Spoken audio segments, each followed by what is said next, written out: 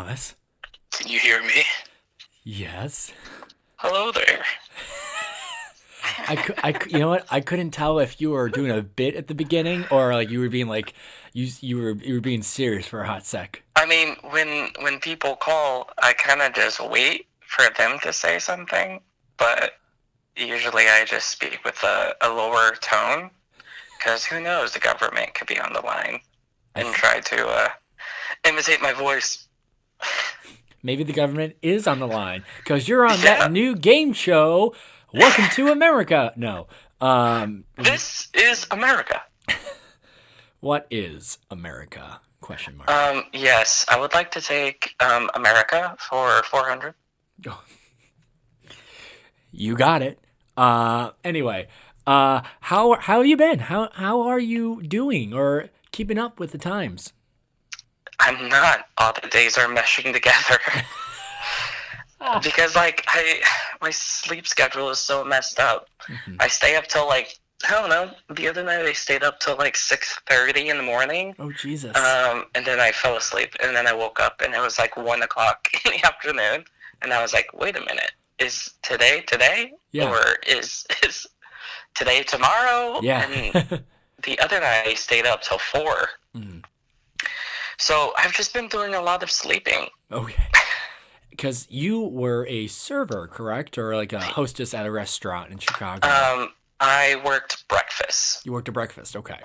Yeah, so usually I had to wake up at 5:30 Yeah. and work at 6. But now that's not happening. So now I'm just sleeping all the time and being in bed. Yeah. So, and how hard has it been To get up? to get sure? Well, what is it hard to sort of wake up and realize nothing's changed? I mean, I wake up and then I'm like, should I get up and use the restroom? Mm-hmm. Or should I just force myself back to sleep? And then you flip a coin, and then it's... Actually, I just close my eyes and I'm like, oh crap, I woke up again. And then I'm like, I guess I should go use the restroom now. Yeah. What was your first impressions of this disease or virus? Did you take it seriously? Not as seriously as I should have. Mm-hmm. Because I still went to work, and working in the restaurant business, I'm a supervisor, so most of my employees were like, why are we here? We shouldn't be here. And I was like, you're right, we shouldn't be here. Why are we here? And it was, the last day I worked was brunch. So it was March 16th or 15th or something, which was a Sunday. Mm-hmm. And we were like, okay, I know for sure we're not going to go in for breakfast the next day. It's not going to happen. Mm-hmm. And so I got a text from the owners being like, hey, just so you know, we won't be serving food. Mm-hmm. We won't be open. So we're going to have to close. And I was like, great. So it's been since mid-March that I haven't had to get up. Mm-hmm. What was your emotional state of mind from when your job closed down to where you're at right now? I mean, I feel like I should have been stressed about finances, but I was fine. Mm-hmm. Why do you think that? That's the thing. I'm not entirely sure. I don't stress out about a lot of things. Mainly, the most things I stress out about are my people at work would tell me. The things I would stress out about are rules. Mm-hmm. Like, hey, I can't let anyone in unless it's 9 o'clock. Mm-hmm. And there would be people at the door at 8:55, and they would be like, you're a stickler. It's 8:55. I'm not letting them in, mm-hmm. even for a cup of coffee. We have a coffee shop. Go grab coffee over there. Mm-hmm. Oh, absolutely. Go to the Starbucks down the street and get your damn coffee. They've been open since 6. It's I work in a hotel, so it's people don't really want to leave the hotel. Oh, okay. And it was in winter time, so I understand. Yeah. But yeah, I wasn't stressed. I already had some finances, and it was payday that weekend, so I Okay. had money already. So I wasn't really worried finance wise. I was mainly just worried about what I'm going to do with my time, Yeah. which I figured out is mainly sleeping. Do you feel like you caught up on a lot of sleep, or you think you are No, having way too much sleep right now? too much and not enough. Mm. Do you have a schedule anymore, or is it just whatever you want to do? It's really whatever the day brings. Yeah.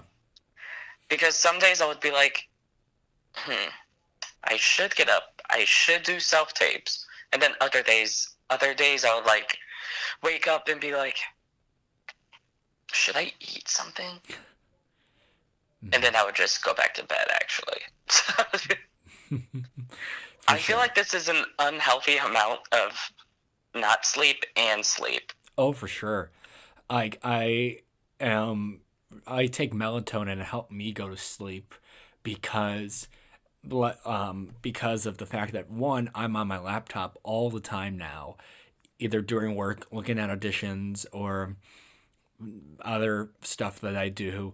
And then I'm up till 1, 2 in the morning, and then I try to go to sleep, and my eyes can't do it. So I have to take melatonin to help me, get some sleep. And then it's not a fun sleep, I can tell you that. It's a forceful sleep, which I hate. It's just my body saying you are going to sleep because the melatonin's working.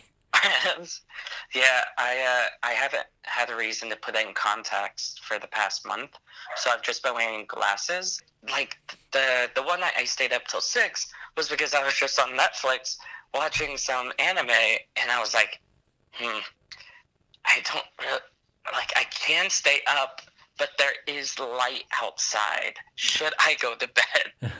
And I was like, oh, I should force myself to bed. Mm, Um, it's just been a whole bunch of me staying up and watching anime or mhm, like watching Netflix and Hulu. mhm, Cooking wise, I haven't really been cooking. I have mhm, a lot of freezer food mhm. because those last longer. I mean, Yeah. Do you want to cook more? it takes too much time. Okay.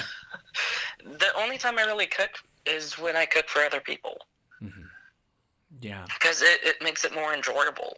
Because Mhm. it's like I'm in the kitchen, there's someone else here, or I have a group of people over, and I'm like, okay, I'm gonna make all this food, and people are going to eat it instead of me making all this food and it taking about like 45 minutes to an hour, Mhm. and me just trying to pass the time somehow. Mhm. Yeah. But you are, to help pass your time, you are doing a lot of auditions. How many self tapes have you done prior to this? Were you a big self tape expert? I had to do self tapes for like film, Mhm. film and TV and stuff. Yeah. With auditions, I mainly just went into like EPAs. Okay. Um, because I'm an EMC actor, Mhm. so I was able to like be seen pretty quickly. Um, but it was mainly the self tapes. I've done about, let me think. I've done about 10 so Mhm. far. All the other videos have consisted. Well, the thing is with these videos, the self tapes, it's sometimes I have to make new ones. Mhm. Other times I could just use the same one Mhm. because a lot of the self tapes ask for like one monologue or um, like slate. Then do a slate, do one monologue, or do two contrasting monologues. And I'm like, I already did that, Huh. so here it is. Yeah. And how do you enjoy doing the self taping? No, No. I'd rather be in person. Yeah, that's how I feel. I haven't auditioned for anything during this time just because one, I don't have the time. Two, I don't yet feel comfortable yet doing a self tape. I really don't. Do you not have a space for it? I have space. The problem is, living with your family. I can only do it at a certain time, which is after 9 o'clock, which is why we're recording this podcast after 9 o'clock because the house is quiet. Right. Because everyone in the family has gone to their separate rooms, so that's where I can get my space.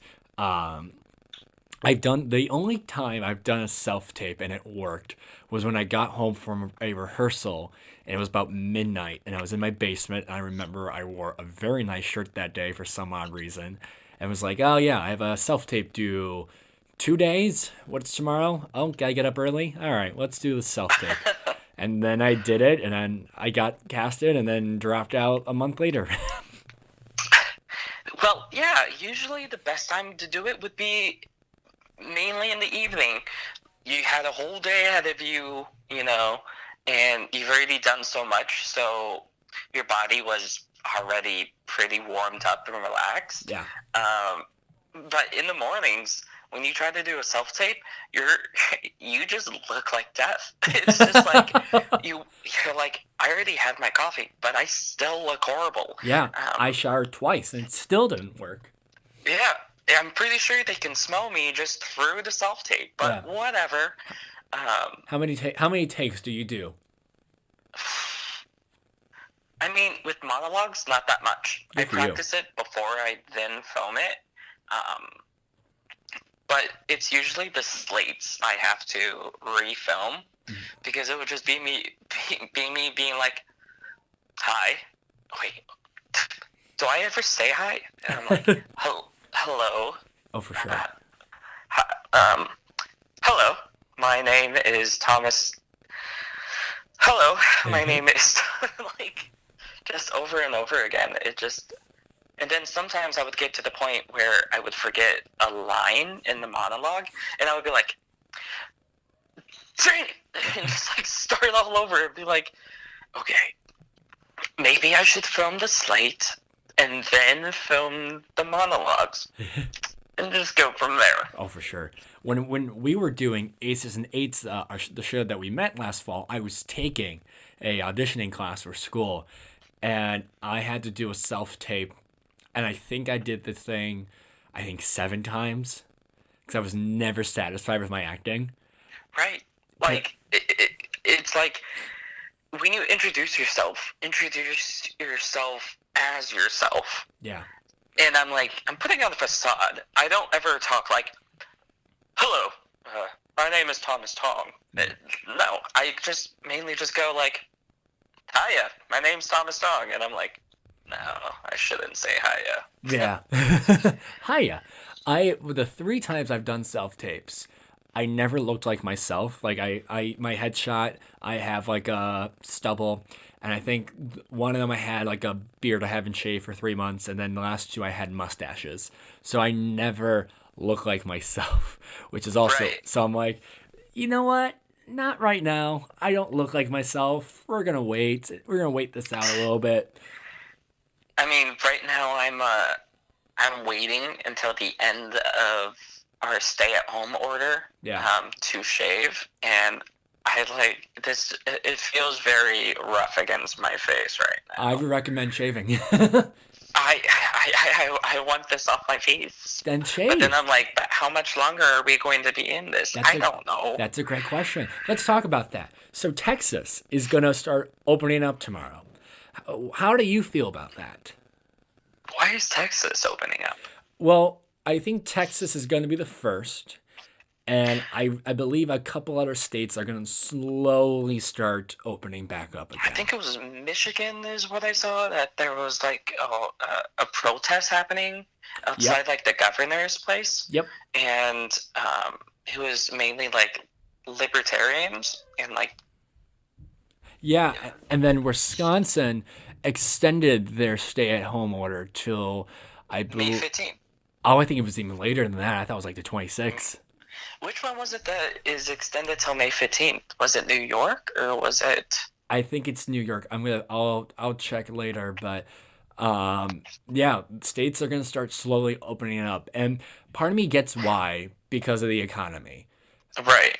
and I Because, I mean, no, they only gave us $1,200. That's it. Yeah. Like, they're not going to give us any more. Otherwise, I mean, everywhere else is like giving like 2,000 a month, and like just an, it's just crazy that the U.S. is a one-time thing of 1,200, Yeah. and I'm just ready to get out. Like I'm ready to not get out of the country, but I'm just ready to go back to work. Like Yeah.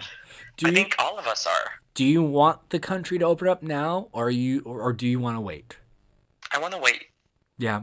What's your ideal timeline? I would say mid-May That's what I because think. they did say that the number of people getting infected has lowered tremendously by the stay-at-home order. And so if we wait possibly 2 more weeks after the stay-at-home order, like 2 more weeks into May, Yeah. and see where it is from there, because if we wait it out, more people, I don't think it'll lower some more. I hope so. I very much hope so. I People just have to, follow the rules. My hands are so trapped from washing my hands so much. Yeah.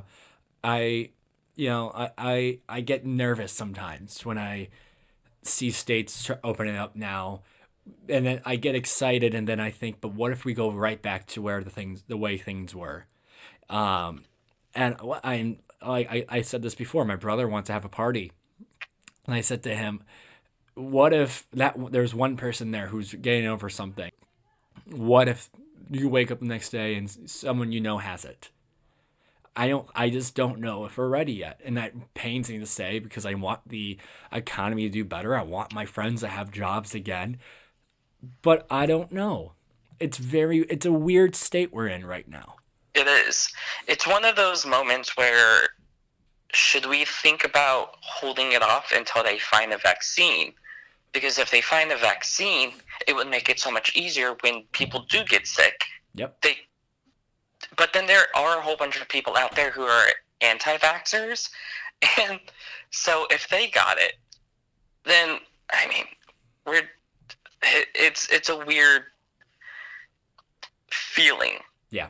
being like all these people who don't want to get the vaccine because they don't believe in it. And doesn't I don't think they said they're not going to find it. They can't find or do a vaccine for a while, correct? Is that what they said? Well, they have Anti antibodies, but antibodies. and we're just confused about the people who are on ventilators, how they are getting worse Yeah. while others are getting better. It's like, where's House when we need him? Yeah. Hey, do you know what? I'm going to shift gears a little bit because you were in two critically acclaimed productions last year. Excuse me. Excuse me again. Sorry, I was drinking my water. Uh, you were in Aces and Eights, BYOT's world premiere play, their first play, full length play they ever done. And that's how I met you. And then to top it And all you off, sang. I did sing. You did sing, and it sounded so good. Thank you. Can I tell you that was probably the first time I have sang anything in about 2 years. You and Noah did such a great job. Everyone did such a great job in that show. It was a lot of fun. Yep. Shout out. Being able to do this kind of faux noir. And what I told people was when they asked me before I reopened, and they said, "Well, how has it been?" I said, "You know what? It's a bunch of people in their 20s and 30s fucking around, making shit up, and having fun." And speaking with the transatlantic Yeah. accent. And we were just I think we were just messing around. We were getting work done and and I was having a ball. I left every night at rehearsal just cracking up at what everyone was doing. It was so much fun. We got to meet a lot of very talented people through that as well. Yeah. Oh God, that was just a talented cast, a talented crew, top to bottom, and we made and the audiences. We only did 6 shows, but still, they were packed and they were responsive every night. They were. They Yeah, laughed, and then when they didn't laugh, it was like, that's weird. yeah. Okay, well, whatever. We'll go through it. Do you Like, do you want to tell the story of how I forgot to bring my gun on stage? I will let you tell that story. Okay, Because, go ahead. yeah, go ahead. So there was a final boss fight at the end where it's like heroes versus villains, and the villains have guns. And I'm on stage, and Noah, who is the assistant to the detective, we kidnapped him, and he's tied up. Um, and we're on stage, and we're like seconds away from whipping our guns out. And I'm thinking to myself, I don't have my gun. I don't have my gun. And I'm like panicking. I'm thinking, can I leave the stage? What can I do? What can I do? And I would think to myself, wait a minute. My character's name is Knuckles. What should he be using? His knuckles. So I just did some fisticuffs and it worked. And the actors on the other side of the stage, I can see some of the eyes opening like, uh-oh, he forgot his gun. He forgot his prop. And they're trying not to break. Oh, and I felt bad that night. I feel like with that type of show, though, I feel like if you did leave the stage and then come back on with a gun, like, oh, I left my gun in the other room. Like, just feel like I feel like it would have worked, but we were trying to do it seriously, Yep. like to play serious so that the comedy would come out. Yeah. Um, And and that worked apparently. it did, because Knuckles would use his knuckles. Yep. And you, after Aces and Eights, you were in A Man of No Importance with Pride Oh my Comes to gosh. Plays, and you just reunited with them last night, I believe, correct? I did. Trying to go from Aces and Eights while trying to do rehearsals during Tech Week. Like, because I had gotten cast in A Man of No Importance, and I was like, let me see. When did we start rehearsals? We started rehearsals in July. In July. Uh-huh. And I had gotten a notification that I had gotten cast in A Man of No Importance. And it was like a little gap in between in like August or We opened. October. Yeah, we opened in September, and then you guys, I think you guys opened the same time when I was doing Richard the Third. Right. Which we'll talk about that. Oh, We'll okay. talk about that. Okay. And because I went and saw it, remember? Yeah, you saw the first preview. I did. It was, it was trying to find time to go see all of my friends' shows is very exhausting, but very rewarding. We appreciated you being there. So I did A Man of No Importance. That was the first show I was able to do that got Jeff recommended. Yeah. Which, speaking of, the Jeff Awards are going to release the non-equity Jeff nominations on Tuesday. Oh, good. And so we'll get to see what shows got nominated, but being able to do that show with a whole bunch of very talented and very cool people, I didn't realize how close we got. Like while rehearsals were going on, everyone was just so warm and welcoming, and I had never heard of that show, really, A Man of No Importance. So I listened to some of the music, and I was like, "Oh, okay, I can get down to this." Some of the people that I had met were,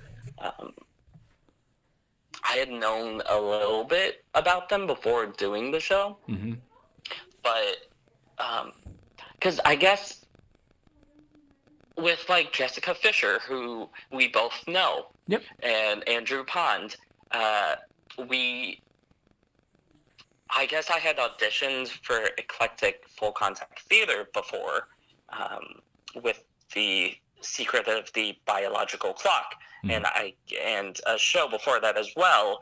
And Jessica remembered seeing me and was like, "Hey, like, how are you doing?" And I was like, "Oh, good, good." We were also trying to get Matthew Shoefrider, to come to our show, but people are busy. You know what? And sometimes you get very busy by accident, and that's what happened to me. And it's I've been able to keep in we have this, like, some friends are closer in the show than other friends, Yeah. um, because you just connect more with them, and so there are some folks that I still keep in contact with a whole bunch. We go out to bars, we go see other people's shows. Um, Last night we got to get a whole bunch of people from the cast to do a Zoom call.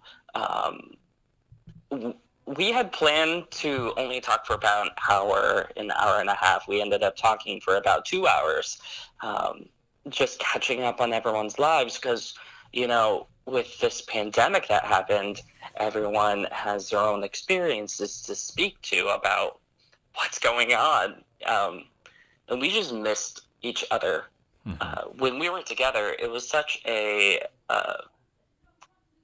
relaxing and comforting feeling of being with each other because it was like we had been with each other since October, Mm-hmm. September. I don't remember. Um, so we were together for a while, and we saw each other almost every single day. And so for our last show of A Man of No Importance, um, we had just been through so much, and we had gotten to just enjoy each other's company. Mm-hmm. And so the final scene, we were supposed to gather around and hold hands and listen to Robbie Fay, who is the new bus conductor. Um, if you don't know the show is about it takes place in 1960s Dublin, about a middle-aged uh, bus uh, bus driver, ticket taker, um, who is learning more about himself, and people around him weren't very taking to him. So at the end, we all get together as a like kind of one big family who we appreciate him for who he is. Um, and there was a younger bus conductor named Robbie Fay who reads one of his poems, and a poem by Oscar Wilde. And we're supposed to sing a final line of "A man of." I don't remember how it goes. I was going to keep going, but then I stopped. Um, so one of the lines before that happens is the main character saying, "Good evening, my dear friends," and we all just stared at him while he said it, and then we looked at each other, and then we just broke down crying. And then we got together in this little group and held hands and stared at each other and cried some more. And then we're supposed to sing the final line. And on "Man," we went, "Man," and we couldn't finish it. We just broke down laughing, and the lights just went dark on us laughing and just like trying to hold it in. And that's how much that type of moment for it to happen just meant so much to us because that is the accumulation of everything we've been through and everything that we've done. For it to end on that night, it made it much more memorable because we're a family, Mm-hmm. and we're friends who did the show. We did the thing. Yeah. And that is as much as anyone can ask for of doing a show like that. Um, And you know what? This whole pandemic brings back those happy memories. And it makes you want to do certain things again. When this pandemic started, I wanted to be in It's a Wonderful Life again because I wanted to go back to that joyous, magical time again. And I miss it a lot. I miss being with those people again. I miss, we did 8 shows in a week and we saw each other every night, and we did 4 shows in 2 days and we saw everyone. And I just remember being very happy. And part of me now just can't wait. Can't not wait until this is over, where I can connect again with these people that I missed so dearly right now. For us to just be able to Yeah. be on stage and just being able to hug Yep. our friends, because with no type of contact whatsoever, that feeling of love and generosity and just friendship, we're losing out on all of that right now. Others a bit more than some, and I mean, we're getting through this. Yep. We're getting through this day by day, taking it step by step. And we will get through this. We will. And we will come out of this stronger. Yep. And in a couple of months, we'll look back on this and just be like, remember the days when I got too much sleep? And now I shouldn't be getting that much sleep anyway because I have to catch up. Yep. Everything is just put on hold. Yep. Thomas, I can't imagine another person I want to talk to right now during a pandemic. So thank you for coming on the show, warming my heart during that little speech. I really do appreciate that, and reminding me of the cast that I got to work with and the crew and the memories that we made that I will cherish for a lifetime, or right now during a pandemic. Thank you again for taking some time to come on. I really do appreciate it. I appreciate you, Matt. No, Thank you. Hey everyone, thanks again for listening to this episode of You Have a Minute, a daily isolated podcast. My thanks to Thomas Tong for calling and taking some time to talk with me. A very lovely guy to talk to and make jokes with. Like I said, we met during Aces and Eights, and he is so talented and so lovely and so warm. And he loves everyone, and that's a great thing to have in life, is to have someone who cares for people. Like I said before, Teacher Week is coming April 26th. Still working on the lineup, and we have a great lineup.